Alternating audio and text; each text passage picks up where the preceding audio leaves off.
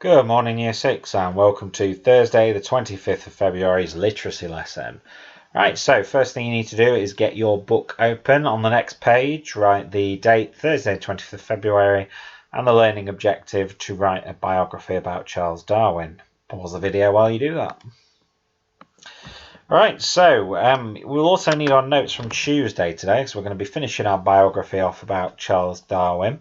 So first thing I will need you to do is reread your notes on work and voyage, and then the notes on private life. Make sure that you can answer all of these questions. So for work and voyage, what his job was, where he went on the voyage, what he wanted to learn about, what did he do/learn, what was his voyage like, when did he return, why did he wait to publish his work, why did he have to publish his work in the end, what famous work did he publish.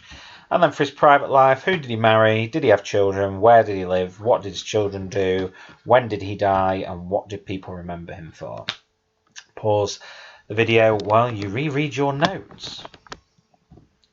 Right, so just a reminder then, because our audience is going to be our parents and the school community, we need to make sure that we're keeping this writing formal, and make sure the language is clear and the facts are very well explained, and make sure that we're using these sentence starters that I showed you yesterday. We're going to be probably using a fair few more of these today. And just a reminder, here's our must, should, could.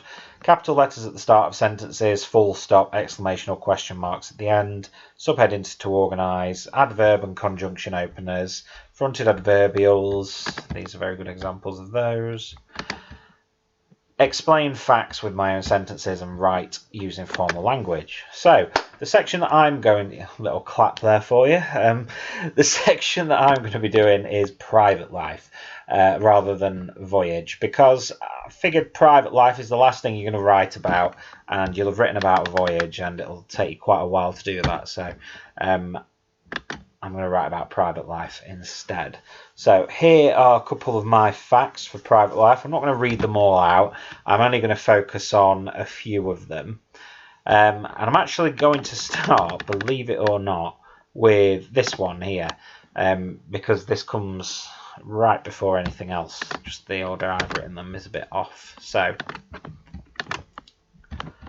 now, to actually know about Charles Darwin, he was quite a private person, and he wasn't very sociable. He didn't go to society functions very often. He's quite shy, and quite a retired person. So I don't mean like an old person who doesn't work anymore.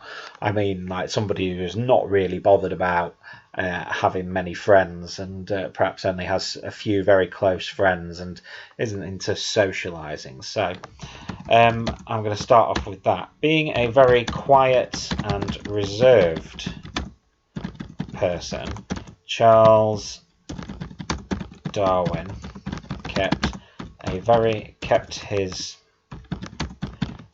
personal life rather very private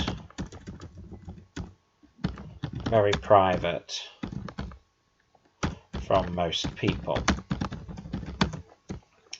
And then I'm going to randomly put in this fact here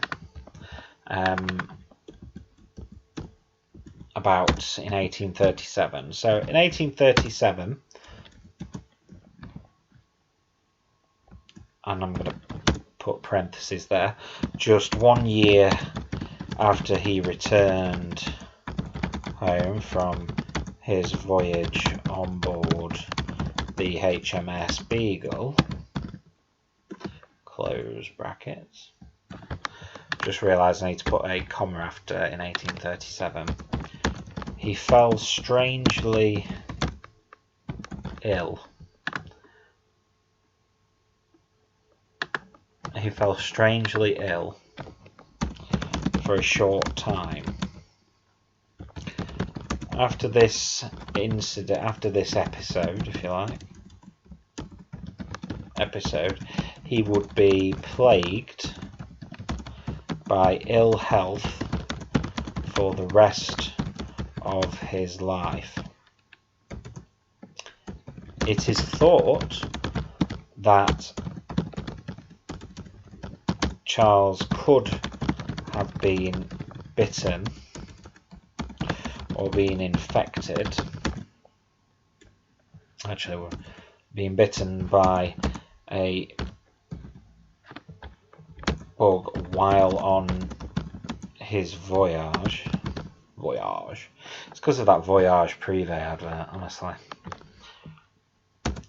It's thought that Charles could have been bitten by a bug while on his voyage, which led to his ill health. There we go. Right, I'm just going to read that out loud. Being a very quiet and reserved person, Charles Darwin kept his personal life very private from most people. In 1837, just 1 year after he returned home from his voyage aboard the HMS Beagle, he fell strangely ill for a short time. After this episode, he would be plagued by ill health for the rest of his life. It is thought that Charles could have been bitten by a bug while on his voyage, which led to his ill health.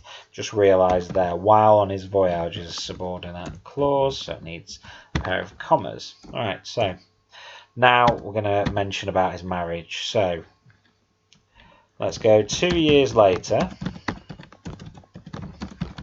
in 1839,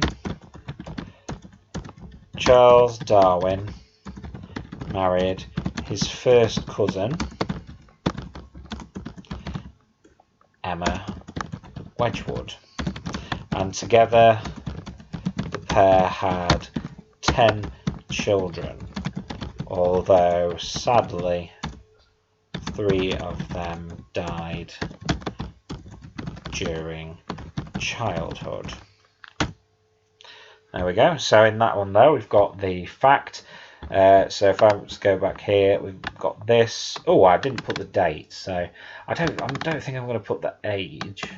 I've put that they've had 10 children, 3 died in childhood, first cousins, married Emma Wedgwood. Right, let's just add that. 2 years later, on January 29th, not let me write it. On January 29th, 1839, Charles Darwin married his first cousin, Emma Wedgwood, and together the pair had 10 children, although sadly 3 of them died during childhood. So now I'm going to mention his sons. So 3 of their sons, George, Francis and Horace, became scientists and were elected fellows of the Royal Society. Alright, so now I'm going to reword this slightly. So I'm going to put following in their father's apostrophe, possessive apostrophe, that one, father's footsteps, George, where's that? George is an astronomer. George, an astronomer. Why won't it work? An astronomer, I think. Horace, a botanist. And I think the last one was Francis, wasn't it? Nope, Francis was the botanist. Francis, a botanist, and Horace, an engineer, all became elected fellows of the, where was it? Royal Society. Of the Royal Society.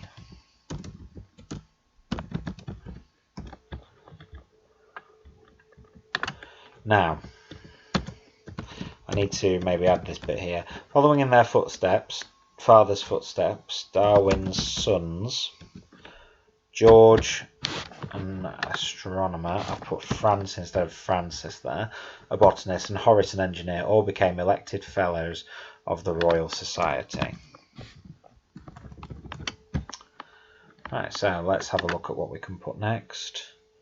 I think that's it about their children. Alright, so then as you can see there's a couple of other facts that we could put there, but I think I'm going to leave that there. Right, so just to remind you today then, as you can see where I've written. I'm just going to put that there because I don't know why it was down there. So, introducing him as being a very quiet and reserved person. Starting my sentences with dates and not subordinate clauses, fronted adverbials, using conjunctions, where are they, although. There's one example of a conjunction. There's loads of opportunities to get parentheses in throughout today's work.